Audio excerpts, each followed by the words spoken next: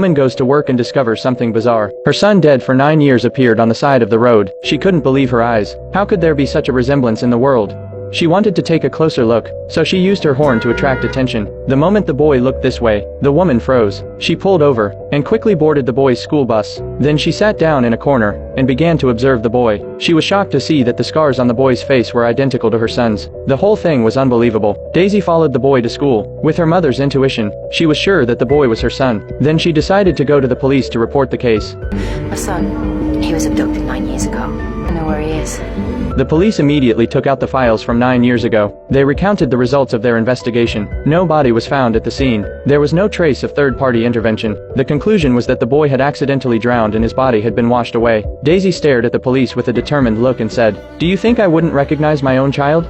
The sharp words and the look in her eyes shocked the police officer. He promised to re-investigate for Daisy, but Daisy heard the perfidy in his words. In 9 years, they hadn't found any new clues. Daisy decided to stop relying on them. She set out to find the truth on her own. Soon Daisy arrived at the boy's school. When the boy came to the door after school, Daisy rushed up to the boy to ask him questions. But suddenly the boy's father came to pick him up. Daisy had to step aside so his father wouldn't notice. Then Daisy drove with the father and son to a villa. She took a picture of the address with her cell phone. When she got home, Daisy took a picture of her son. She cut her hair short to match the image in the picture. Then she saw that the boy's school was looking for a teacher. She thought she could get close to him, so she immediately applied for the audition. Luckily, Daisy was good at music. Soon after, she was hired, and became the teacher of the boys' class. Then Daisy learned that the boy had never had a mother. He had to live with his father, and Daisy's care for the boy made him feel warmer than he had ever felt before. But that didn't make his father happy. He came to the school to meet with Daisy. He said his son didn't usually talk about his teachers, but lately, he's been mentioning Daisy's name all the time. Seeing that his father had concerns about him, Daisy tried to distract him by focusing on the boy's musicality, but his father thought it was a waste of study time, so he rejected Daisy's suggestion outright. But Daisy couldn't miss the opportunity so easily. She went straight to the boy's house that night.